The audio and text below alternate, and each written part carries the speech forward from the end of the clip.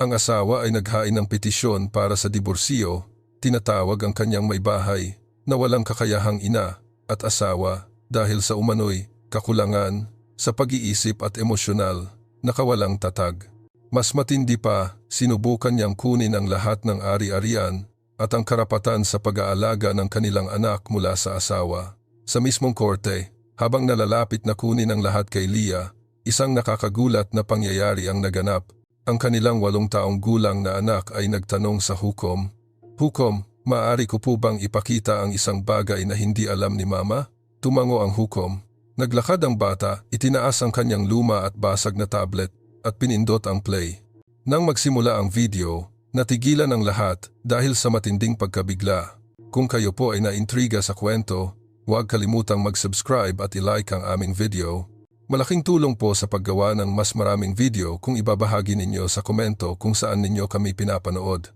Alas 5:30 ng madaling araw.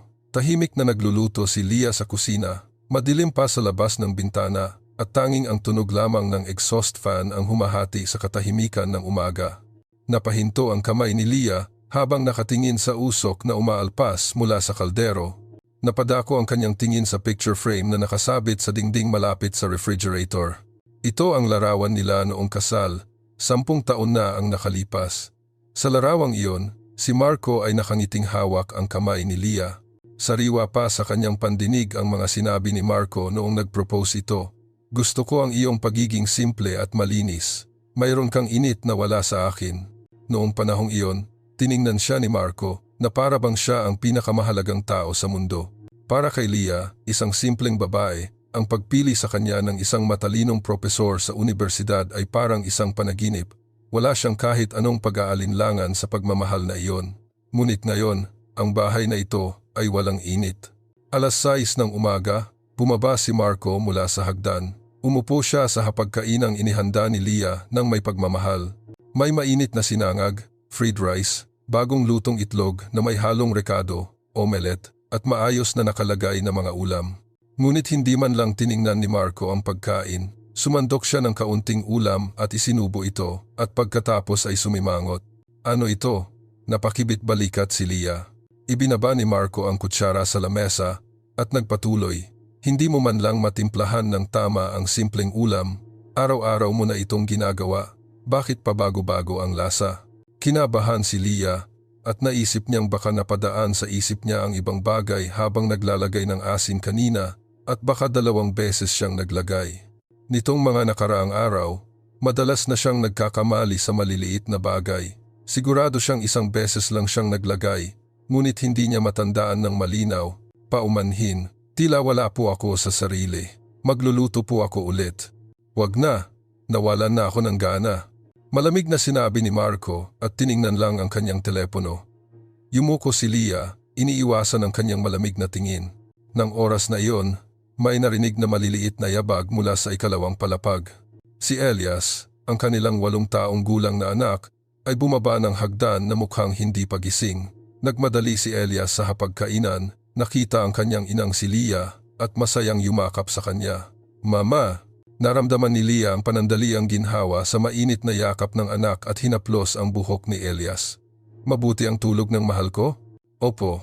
Ngunit nang lingunin ni Elias ang kanyang amang si Marco, biglang nag-iba ang ekspresyon ng bata. Ang masayang tingin ay nag-ingat at bahagyang nanigas ang kanyang katawan. Bahagyang kumawala si Elias sa yakap ng kanyang ina at magalang na bumati sa kanyang ama. "Papa, magandang umaga po." Ngayon lang tiningnan ni Marco ang kanyang anak at ngumiti ng banayad. Lubusan itong naiiba sa malamig na mukha na ipinapakita niya kay Leah. "Oh, Elias, pagkatapos ng klase mo, dumiretso ka sa opisina ni Papa. Mag-ensayo tayo sa lohikal na pag-iisip." "Opo, Papa." Infancing. Tumango si Elias, ngunit may bakas ng pagkabalisa sa kanyang maliit na mukha. Hinaplos ni Marco ang balikat ng kanyang anak. Kinuha ang kanyang briefcase at nagtungo sa pintuan.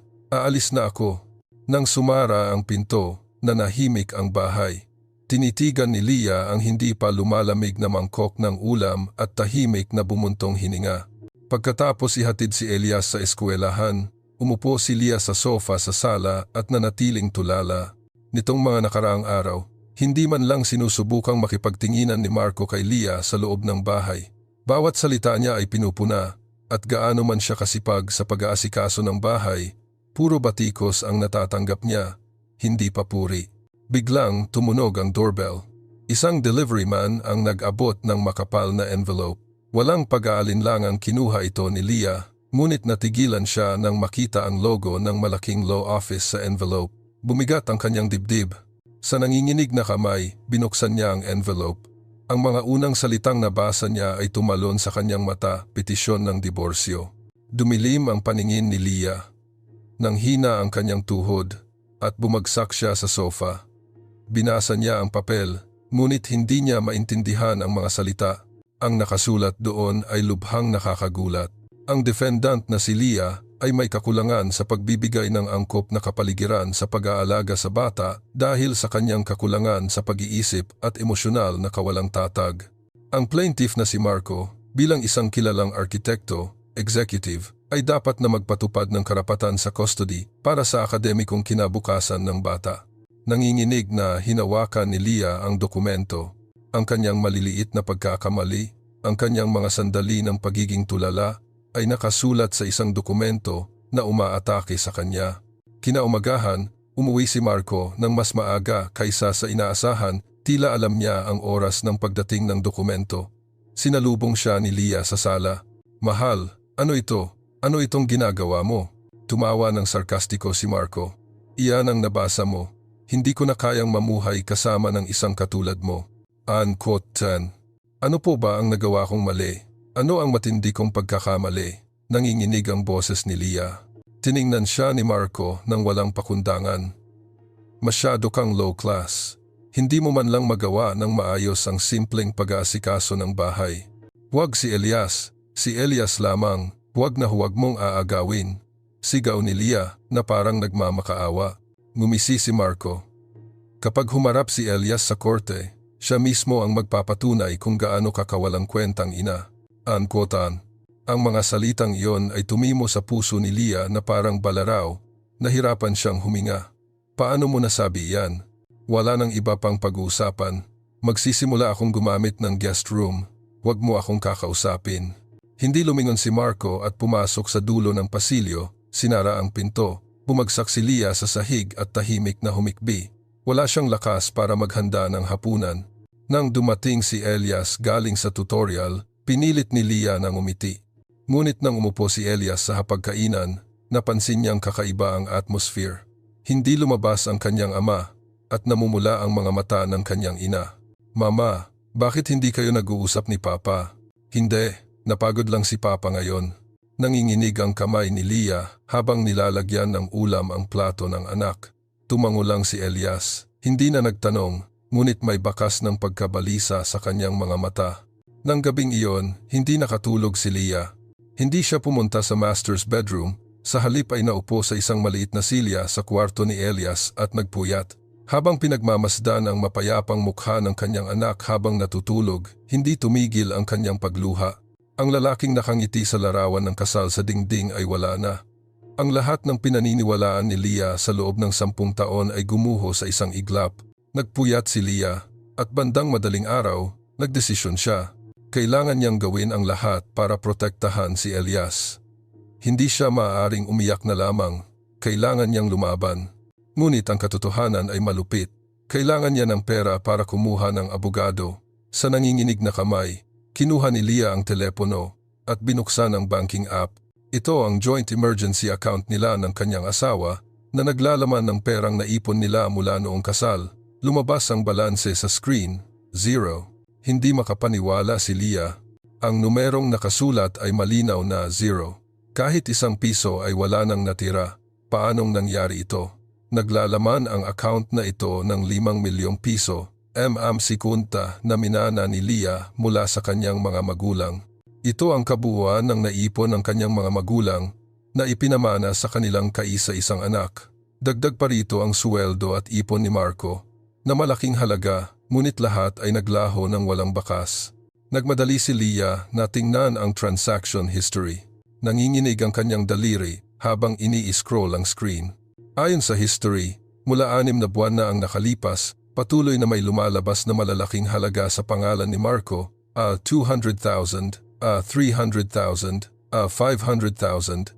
At bago pa man ipadala ang petisyon ng diborsyo, ang huling alam ang bibo ay sabay-sabay na inilabas. Ito ay pinlano.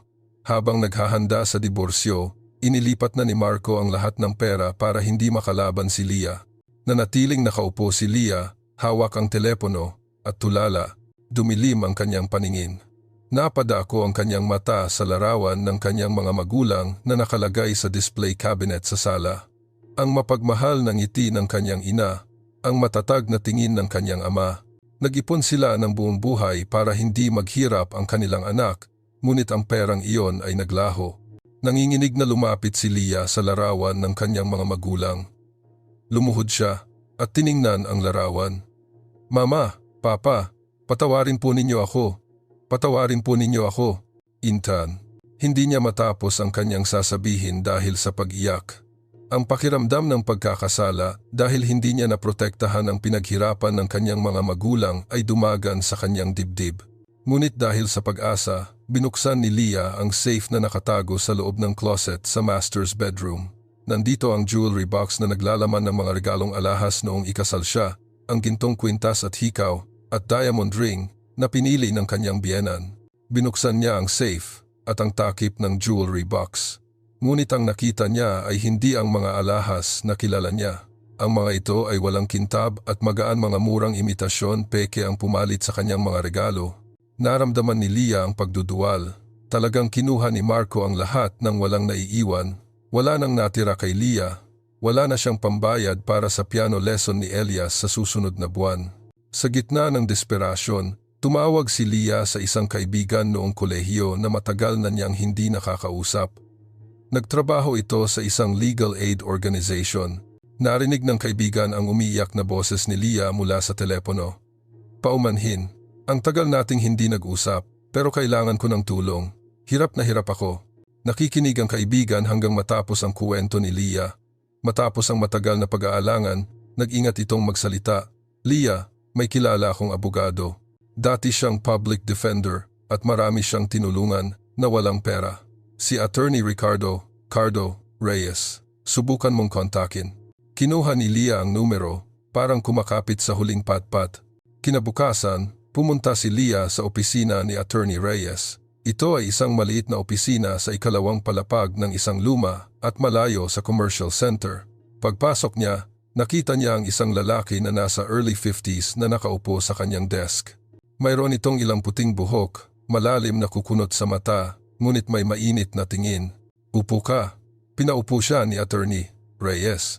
Sa nanginginig na boses, sinimulan ni Leah ang kanyang kuwento, ang petisyon ng diborsyo, ang walang laman na bank account, kasama ang mana ng kanyang mga magulang at ang mga regalong alahas na pinalitan ng peke. Ilang beses siyang naiyak habang nagsasalita. Matiyagang nakinig si Attorney Reyes. Pagkatapos, kinuha ni Attorney Reyes ang mga dokumento ng petisyon na isinumite ng panig ni Marco at ipinakita kay Leah. "Ito ang ebidensya ng kalaban. Tingnan mo." Tiningnan ni Leah ang mga dokumento. Sa sandaling nakita niya ang unang larawan, hindi siya makahinga. Ito ay larawan ng marumi na lababo na may nagtambak na mga hugasin at mga gamit na nakakalat sa sahig ng sala. Siguradong bahay nila iyon. Ito ay noong may lagnat ako. Hindi ko nagawa ang mga gawaing bahay sa loob ng 3 araw. Sinadya niya sigurong hindi linisin at kumuha ng larawan. Tumango si Attorney Reyes at ipinasa ang susunod na dokumento, credit card statement, sa pangalan ni Leah. Punong-puno ito ng mga transaksyon sa designer bags, mamahaling restaurant at shopping sa department store. Ang statement na ito, bumuntong hininga si Leah. Si Marco ang gumamit niyan. Sabi niya, madalas maubusan ng limit ang card niya sa negosyo kaya gumawa siya ng supplementary card sa pangalan ko at siya ang madalas gumamit. Nagtiwala ako sa kanya kaya pumayag ako. Bumigat ang ekspresyon ni Attorney Reyes. Sa huli, kinuha niya ang isang report. Ito ang report ng expert witness nila.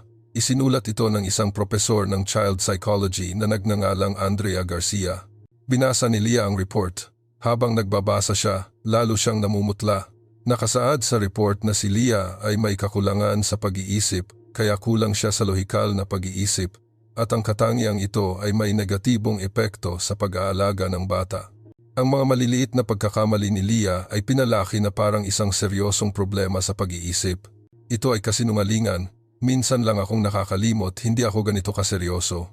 Tahimik na sinabi ni Attorney Reyes. Sumasang-ayon ako. Malinaw na sinadya itong palakihin. Ang problema, si Professor Garcia ay may malaking reputasyon sa akademiya, kaya mahirap itong pasinungalingan. May naalala si Leah habang ibinababa ang mga dokumento. Ang kakaibang pabango na naamoy niya sa polo ni Marco, ilang araw na ang nakalipas, isang pabangong babae na hindi siya gumagamit, at ang pangalang Andrea Garcia, isang propesor na kapareho ng universidad ni Marco. Nagsimulang magkaugnay ang mga piraso ng puzzle sa isip ni Leah. Hindi lang basta expert witness si Andrea Garcia, siya ang kabinibini ni Marco, at kasabwat sa lahat ng ito. Abogado, maaari ko nang ipamigay ang lahat ng ari-arian. Ang mana ng aking mga magulang, ang mga alahas, wala na akong pakialam, ngunit si Elias lang, ang aking anak, kailangan ko siyang protektahan. Tulungan mo ako. Nagiyakan si Leah, pinagsalubong ang kanyang mga kamay. Tiningnan ni Attorney Reyes si Leah saglit at dahan-dahang nagsalita. Sa halos 30 taon ko bilang abogado, marami akong nakitang hustisya na gumuho dahil sa pera. Ang kasong ito, kukunin ko ng libre. Huwag mo nang isipin ang bayad. Tumulo ang luha sa mata ni Leah. Ito ang unang sinag ng pag-asa sa gitna ng matinding dilim. Sinuri ni Attorney Reyes ang mga dokumentong ibinigay ni Leah, bank transaction history, petisyon ng diborsyo, at ang report ni Professor Garcia. Habang nagbabasa, lalong tumitigas ang ekspresyon niya. Hindi lang ito simpleng kaso ng diborsyo, sinabi ni Attorney Reyes sa isang mabigat na tono. Tiningnan siya ni Leah nang may pagkabalisa. Ano po ang ibig mong sabihin? 6 na buwan na nilang pinaplano. Inilipat ang mga ari-arian, gumawa ng mga credit card expenses sa pangalan mo para magmukhang mapag-aksaya ka, at kumuha ng expert witness ng maaga. Ito ay isang economic crime na pinlano ng detalyado. Ang kalaban ay inihanda ang lahat para hindi ka makalaban bago pa man magsimula ang kaso. Bumagsak ang dibdib ni Leah. Habang normal siyang namumuhay, nag-aalaga ng bahay at anak, ang kanyang asawa ay nagtatayo ng ganito kadetalyadong patibong sa likod niya. Ipinakita ni Attorney Reyes ang profile ni Professor Garcia. Sa screen, lumitaw ang larawan ng isang babaeng nasa late 30s na may maayos na mukha. Mula siya sa parehong prestigious university ni Marco at kilala sa larangan ng child psychology. Kilala siya sa akadim at madalas lumabas sa media. Mahirap kalabanin ang testimony ng taong ito. Napakataas ng kanyang reputasyon sa akadim. Huminga ng malalim si Attorney Reyes. Tinitigan ni Leah ang mukha ni Andrea Garcia sa screen. Naalala niya ang kakaibang pabango sa polo ni Marco. Hindi siya makapaniwala na ang babaeng ito ay kasabwat ni Marco sa pagbagsak niya. Kinuha ni Attorney Reyes ang larawan ng magulong bahay at nagtanong, naaalala mo ba ang petsa nang kinuha ang larawang ito? Tiningnan ni Leah ang larawan, nagtambak na plato sa lababo at nakakalat na laundry sa sala. Mga 3 buwan na ang nakalipas. Nagkaroon ako ng trangkaso at hindi ako makagalaw sa loob ng 3 araw.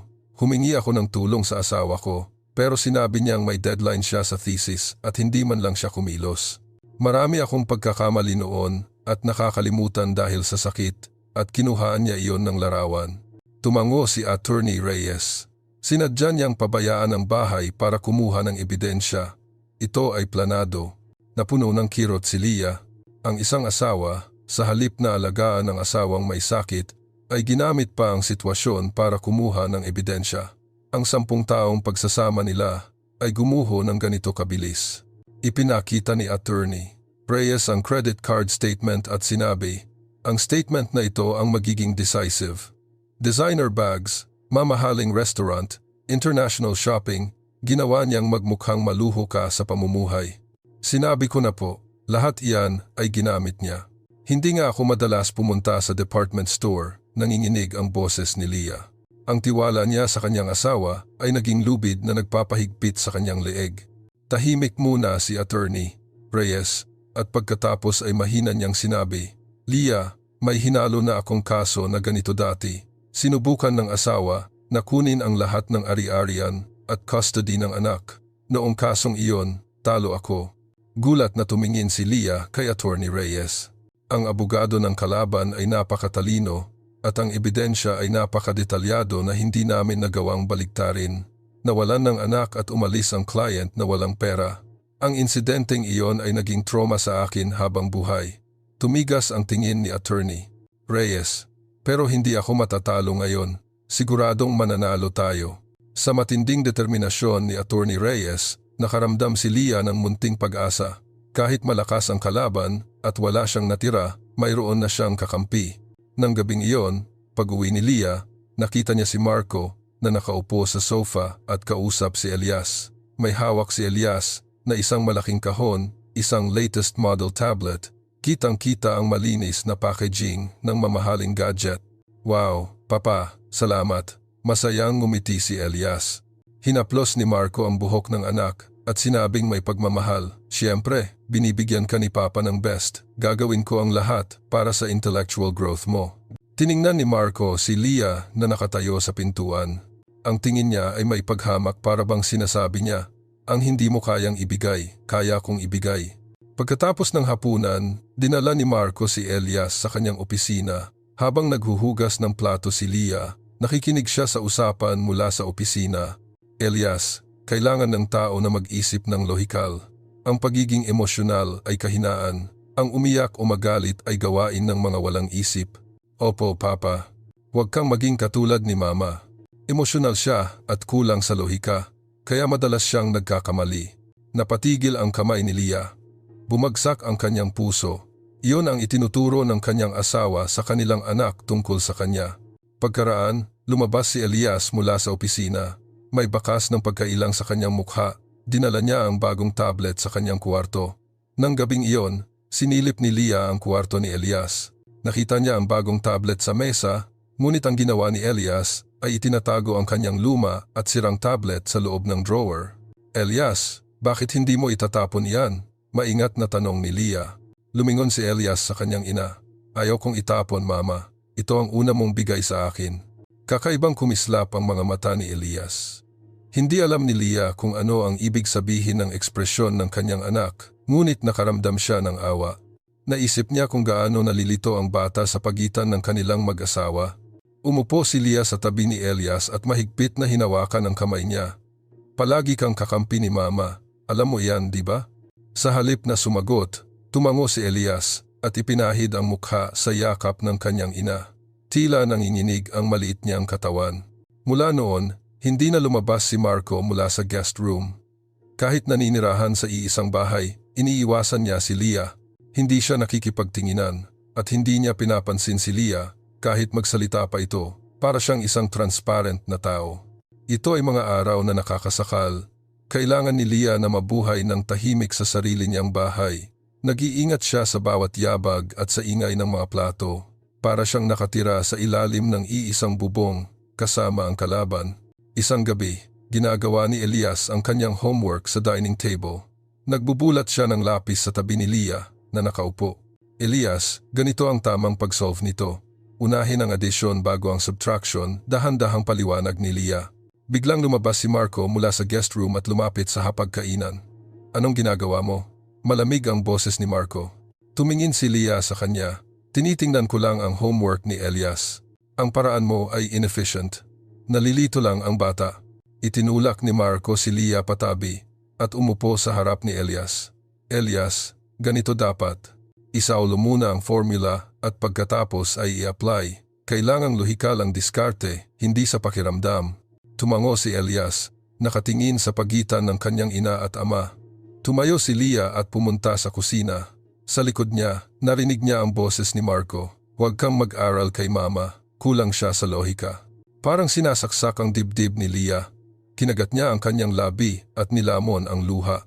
Kinaumagahan, naghanda si Leah ng baon para sa field trip ni Elias. Maayos siyang gumawa ng sandwich at inilagay ito sa lunchbox kasama ang prutas.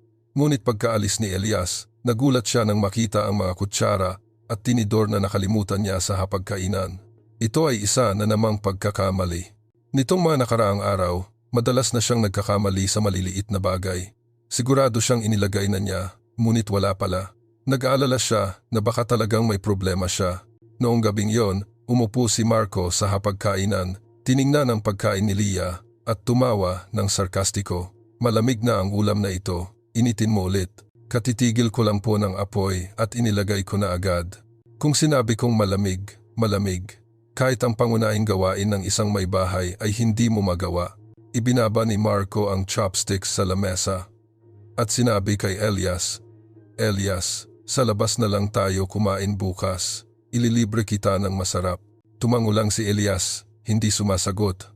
Ngunit ang tingin niya ay panay kay Leah. Nang gabing iyon, nagpunta si Elias sa kuwarto ni Leah. Naglalaro siya ng game sa bagong tablet at bigla siyang naghahanap sa kanyang ina. Mahigpit na niyakap ni Leah ang kanyang anak. Mama, gusto kong kumain ng itlog na may halong rekado. Gabi na anak. Pero ang itlog mo, mama, ang pinakamasarap sa buong mundo. Hinawakan ni Leah ang kamay ng kanyang anak at bumaba sa kusina. Naglagay siya ng mantika sa pan at binalot ang egg mixture. Inihanda niya ang golden brown na itlog sa plato at inilagay sa harap ni Elias. Kumagat si Elias at masayang ngumiti. Masarap talaga ang itlog ni mama. Ang ngiting iyon ay ang pinakamalaking aliw kay Leah. Pagkalipas ng ilang araw, isang kakaibang bagay ang nangyari. Sinundo ni Marco si Elias sa eskwelahan at dinala sa isang amusement park. Walang sinabi kay Leah. Pag-uwi ni Elias kinagabihan, tuwang-tuwa siyang ikinuwento ang amusement park. Ngunit ang tingin ni Leah ay nakatuon sa polo ni Marco. Naamoy niya ang kakaibang pabango ng babae matamis at matapang. Nakatiyak si Leah, si Andrea Garcia yon. Dinala ni Marco si Elias sa amusement park kasama ang kabinibini niya. Galit na galit si Leah at sinubukang kumprontahin si Marco. Sino ang kasama mong nagdala kay Elias sa amusement park? Ngunit ngumiti lang si Marco nang may ibig sabihin at pumasok sa guest room, hindi sumasagot. Bumagsak si Leah sa sahig at tahimik na umiyak. Ang lahat ay nasaksihan ng isang maliit na mata. Lumabas si Elias para uminom ng tubig at narinig niya ang kanyang ama na may kausap sa telepono sa hallway. Andrea, kapag natapos na ang lahat, magsasama na tayo. Huwag kang mag-alala, siguradong makukuha ko ang custody. Nanginginig ang mga mata ni Elias. Tahimik siyang bumalik sa kanyang kuwarto at nagtalukbong ng kumot. Pagkaraan ng ilang sandali, nagpunta si Elias sa kwarto ni Leah. Namumula ang kanyang mga mata. Mama, bakit ka umiiyak? Dali-daling pinunasan ni Leah ang luha. Hindi umiiyak si mama. Baka may pumasok lang sa mata ko. Sabi ni Papa, may sakit ka raw at emosyonal ka kaya unstable.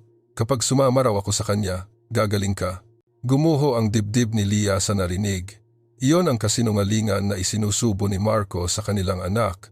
Elias, hindi may sakit si mama. Maayos si mama. Mahigpit na niyakap ni Leah ang kanyang anak.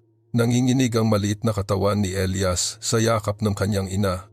Nang gabing iyon, habang kinukumutan ni Leah si Elias, may napansin siyang kakaiba.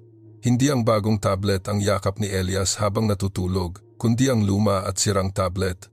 Hindi alam ni Leah kung ano ang ibig sabihin ng ginawa ng kanyang anak.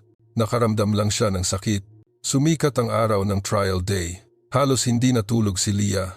May dark circles sa ilalim ng kanyang mata at mukha siyang haggard. Habang inihahanda niya ang almusal ni Elias, nanginginig ang kanyang kamay. Tumingala si Elias kay Leah sa hapagkainan. Mama, bakit nanginginig ang kamay mo? Pilit nang umiti si Leah. Ayos lang anak, may importante lang na mangyayari ngayon kaya kinakabahan si mama. Ano po iyon? Gawain ng matatanda anak. Matatapos din agad. Tiningnan ni Elias ang kanyang ina nang may pag-aalala. Lalo itong nagpasakit sa damdamin ni Leah. Kaya mo yan mama, galingan mo po. Sa maliit na pagsuporta ni Elias, uminit ang mga mata ni Leah. Pagdating sa korte, pumasok si Leah kasama si Attorney Reyes. Nakasuot lang siya ng lumang dress at walang makeup. Samantala, si Marco ay nakasuot ng mamahaling suit at puno ng kumpiyansa. Sa tabi niya, si Profesor Andrea Garcia ay nakaupo ng maayos. Sa gallery, nakaupo ang mga kakilala ni Marco. Ang mga tingin nila kay Leah ay walang awa o simpatiya kundi puro paghamak. Naramdaman ni Leah na wala siyang kakampi. Nagsimula ang trial. Unang umatake ang abogado ni Marco, si Attorney Cruz. Ang defendant na si Leah ay namuhay ng maluho sa pamamagitan ng paggamit ng pangalan ng iba at ang credit card statement na ito ang ebidensya. Lumabas sa screen ang credit card statement ni Leah. Punong-puno ito ng mga transaksyon sa luxury goods, mamahaling restaurant at international purchases. Sinagot ito ni Attorney Reyes. Ang card na ito ay ginamit ni Plaintiff Marco. Walang kaalam-alam ang defendant. Ngunit tumawa ng sarkastiko si Attorney Cruz. Ginagamit ang joint property ng mag-asawa kaya walang saysay kung sino ang gumamit.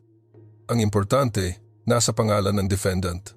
Walang laban ang argumento ni Attorney Reyes. Sumunod, tumayo sa witness stand si Professor Andrea Garcia. Sa kalmado niyang boses, binasa niya ang report. Ang defendant na si Leah ay nagpapakita ng kakulangan sa pag-iisip kaya kulang sa lohikal na pag-iisip at ang katangiang ito ay may negatibong epekto sa intelektual na pag-unlad ng bata. Kaya, ang custody ng bata ay dapat ibigay kay Professor Marco, ang plaintiff. Nanginginig sa galit si Leah. Ngunit nagpatuloy si Andrea, batay sa aking obserbasyon, nahihirapan ang defendant sa emotional regulation at nagbibigay ito ng unstable environment sa bata. Matapos ang testimony, dumaan si Andrea sa tabi ni Leah. Bumulong ito ng mahina para kay Leah lang. Hindi dapat mag-alaga ng bata ang katulad mo. Nanlambot si Leah. Ipinakita ni Attorney Cruz ang susunod na ebidensya. Lumabas sa screen ang larawan ni Leah na umiiyak sa bedroom. Lihim itong kinuhanan ni Marco.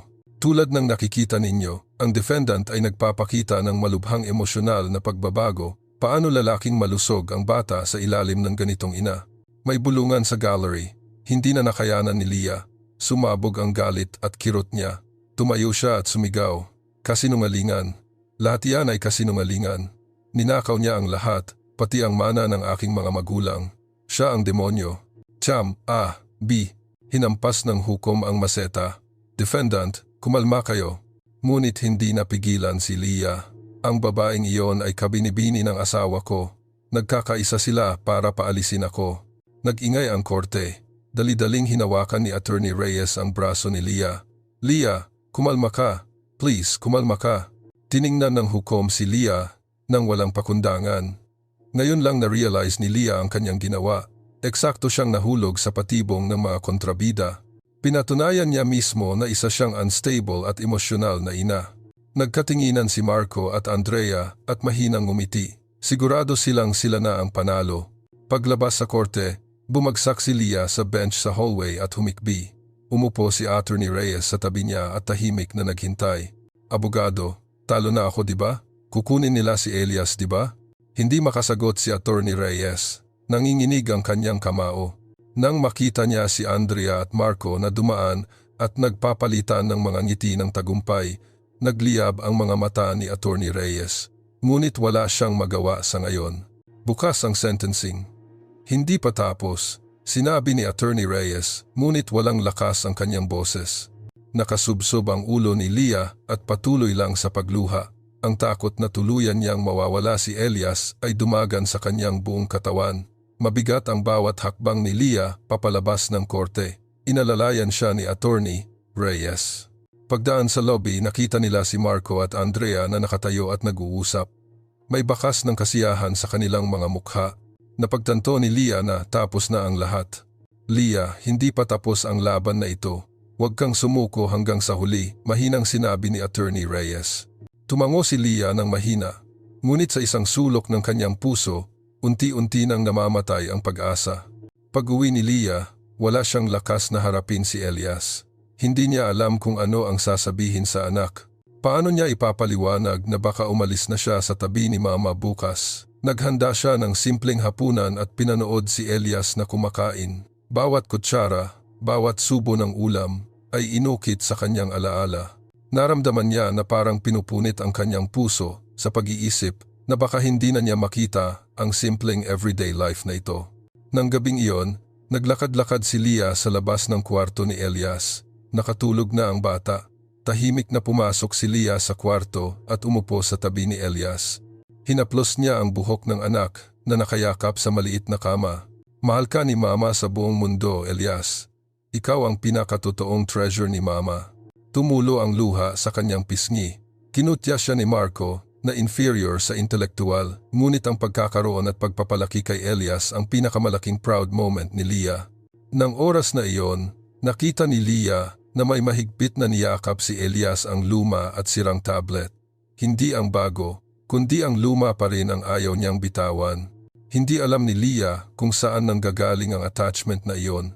Nakaramdam lang siya ng sakit dahil tila may gusto ang anak na mahigpit na hawakan.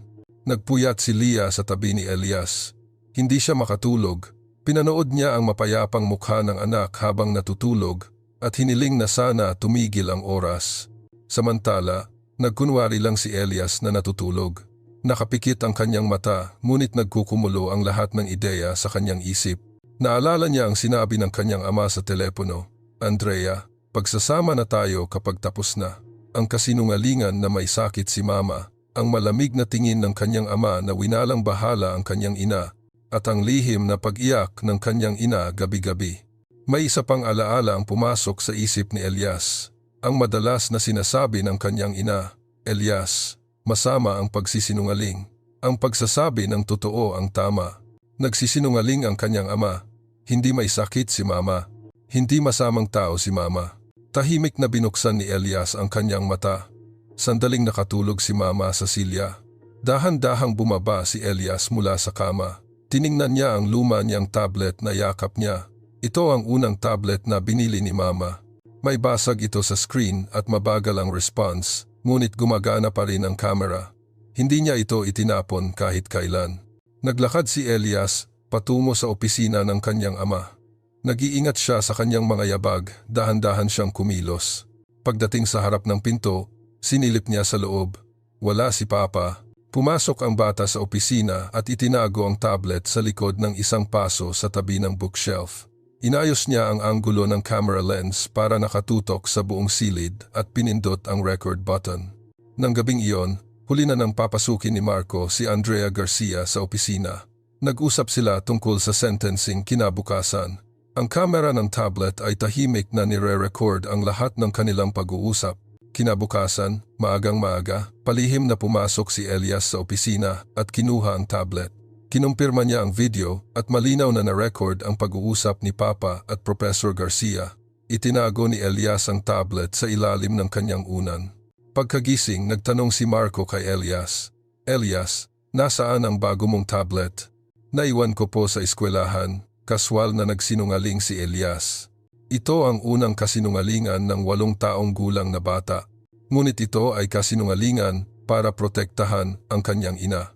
Noong gabing bago ang sentencing, nang sandaling nakatulog si Leah sa kwarto ni Elias, inilagay ni Elias ang kanyang kamay sa ilalim ng unan upang kumpirmahin na nandoon ang tablet. Narinig niya ang pag-iyak ng kanyang ina mula sa sala. Tumulo ang luha sa mata ni Elias. Mahigpit niyang kinuyom ang kanyang maliit na kamao. "Kailangan kong ipakita ito sa hukom bukas na sinungaling si Papa." Sumikat ang araw ng sentencing day. Dahil nagpuyat, maga ang mukha ni Leah. Mabigat ang kanyang hakbang patungo sa korte.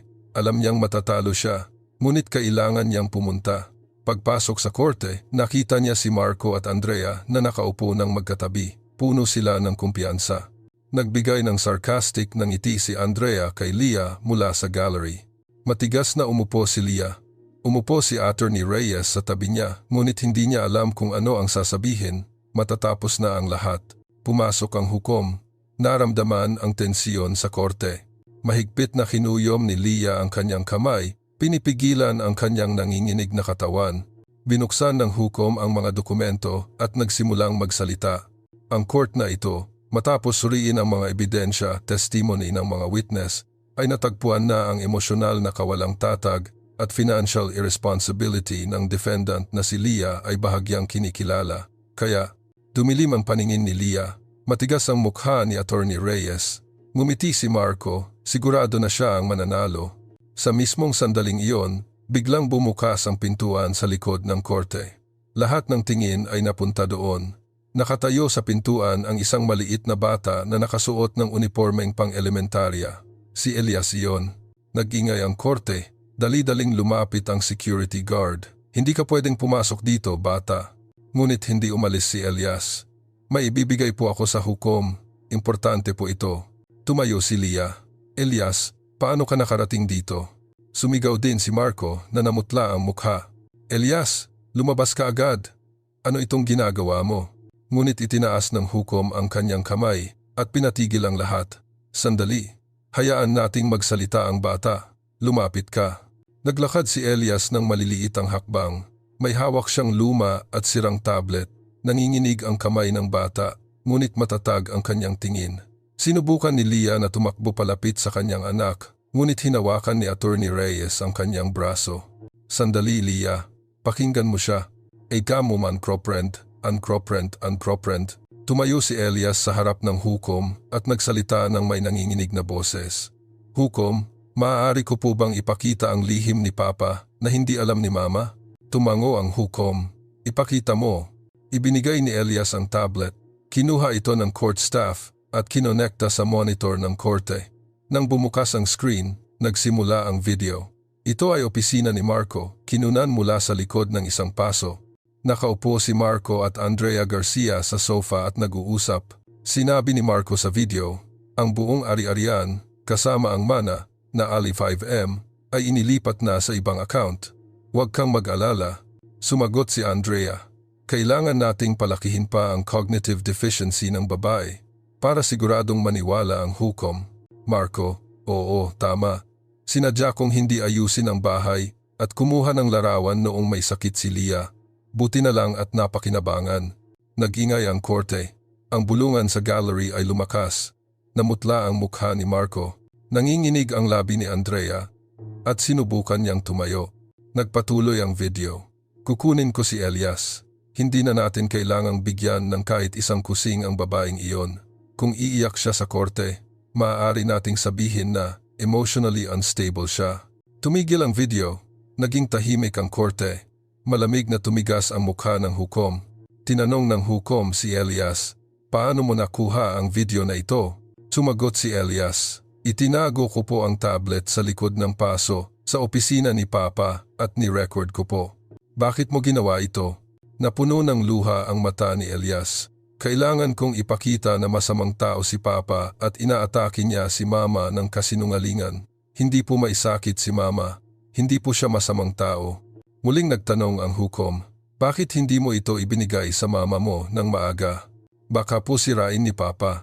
Sa eskwelahan po, natutunan ko na ang hukom ang pinakamakatarungan. Kaya po, ibinigay ko mismo sa hukom. Naging solemn ang korte. Sa harap ng pure sense of justice ng 8 taong gulang na bata, natigilan ang lahat. Tumayo si Marco. Ito ay fabricated, gawa-gawa lang ng bata. Malamig na sinabi ng hukom, plaintiff, umupo kayo. Sumigaw si Andrea. Naloko lang ako. Si Marco ang nag-utos, wala akong alam. Nako na.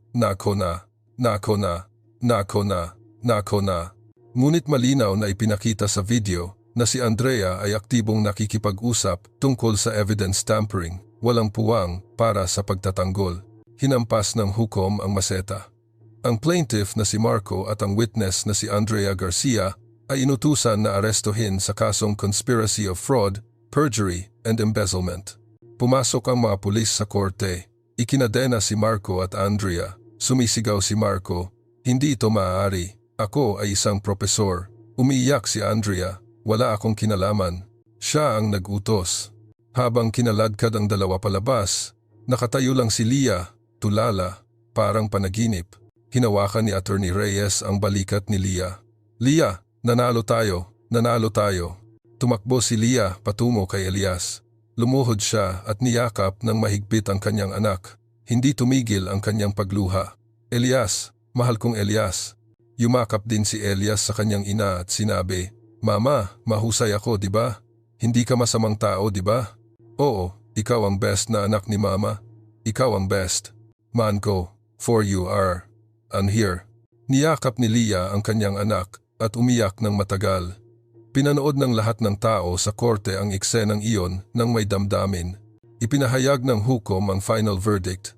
Ang petition for divorce ng plaintiff na si Marco ay denied sa kabuuan at ang counter-petition for divorce ng defendant na si Leah ay granted.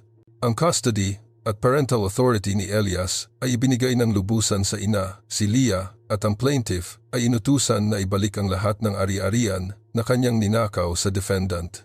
Aidan. Hinampas ang maseta. Yumuko si Leah habang puno ng luha ang kanyang mukha. Sa wakas, tapos na. Kinaladkad si Marco palabas, ikinadena, at hindi niya kayang tingnan si Leah sa mata. Ang dating aroganteng lalaki ay nakasubsob ang ulo. Si Andrea rin ay kinaladkad, namumutla ang mukha. Ang kanyang reputasyon, career, at kalayaan ay nawala sa isang iglap. Lumapit si Attorney Reyes kay Leah. Moist ang kanyang mga mata. Leah, sa 30 taon ko bilang abogado, ito ang unang beses na natouch ako ng ganito. Napakagaling na bata ni Elias. Sumagot si Leah habang yakap ang anak. Hindi ko po alam na ganito katapang ang anak ko. Hinaplos ni Attorney Reyes ang ulo ni Elias. Elias, napakagaling mo. Magiging matagumpay kang tao paglaki mo. Ngumiti si Elias nang may hiya. Ang mga hakbang ni Leah papalabas ng korte ay lubusang naiiba sa kanyang pagpasok. Ang bigat at desperasyon ay napalitan ng gaan at pag-asa, napakainit ng sikat ng araw. Pagkalipas ng ilang araw, sa tulong ni Attorney Reyes, naibalik ang lahat ng ari-arian na ninakaw ni Marco. Ang mana ng kanyang mga magulang na 50,000 ay buong-buo na ibalik. Umupo si Leah sa harap ng larawan ng kanyang mga magulang at umiyak ng matagal. Mama, Papa, naibalik na po. Nagdesisyon si Leah na ibenta ang bahay na may anino ni Marco. Kailangan niya ng bagong espasyo para sa bagong simula. Kumuha siya ng isang maliit ngunit sunny na apartment at lumipat kasama si Elias. Sa unang araw ng kanilang paglipat, tiningnan ni Elias ang bago niyang kuwarto at sinabi, "Mama, ang ganda dito. Maraming sikat ng araw." "Oo, gusto rin ito ni Mama." Hinawakan ni Leah ang kamay ng kanyang anak at nagpunta sa balcony. Ang langit sa labas ay malinaw at asul. Lumipas ang panahon at nagsimula si Leah ng isang maliit na catering business. Ang kanyang cooking skills na palaging pinupuna ni Marco ay iba ang reaksyon ng mundo. Ang lutuin ni Leah ay mainit at puno ng effort. Kumalat ang word of mouth at dahan-dahang dumami ang orders. "Leah, ang sarap ng ulam mo, para itong luto ng nanay ko." Ang papuri ng regular customer ay nagpainit sa mata ni Leah. Sabi ni Marco, walang kuwenta ang kanyang luto, ngunit sinasabi ng mga tao na masarap. Hindi siya isang walang kakayahan na tao. Isang gabi, nagtanong si Leah kay Elias. "Elias, bakit hindi mo ginamit ang bagong tablet at ang luma mong tablet ang ginamit mo para mag-record?" Ngumiti si Elias. "Ayoko po kasing gamitin ang bigay ni Papa. Sinabi niyang huwag daw akong magpahalata kay Mama. At mas maganda po ang anggulo ng lumang tablet. Sakto ang laki para itago sa likod ng paso." Napatawa si Leah sa sinabi ng kanyang anak. Ang bata ay nag-isip ng ganito. "Pero Elias, paano mo naisip na i-record iyon at ibigay sa hukom?" Nag-isip muna si Elias bago sumagot. "Palagi po kasing sinasabi ni Mama, masama ang pagsisinungaling at tama ang pagsasabi ng totoo. Akala ko po, kapag pinakita ko na sinungaling si Papa, maiintindihan ng hukom." Naiyak si Leah.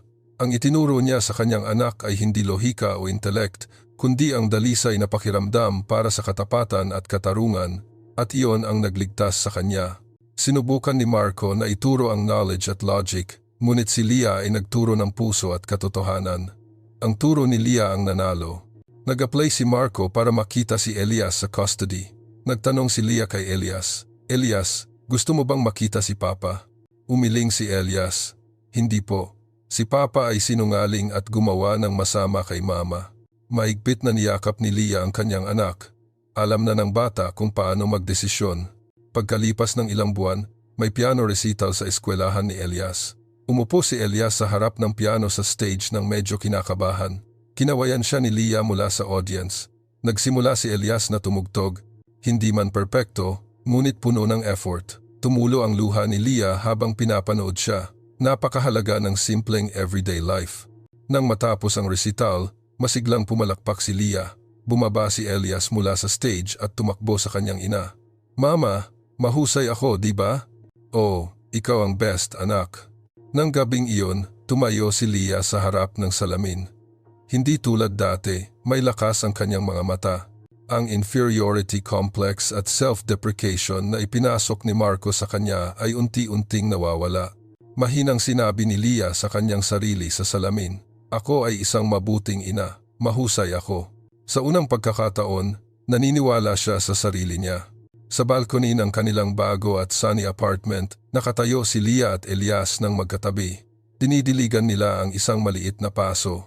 May tumutubong usbong dito. "Mama, mahal kita," tanong ni Elias.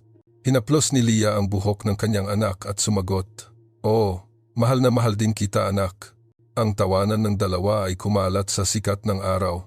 Ang panahon ng sakit at sugat ay lumipas na. Isang bagong buhay ang nagsisimula.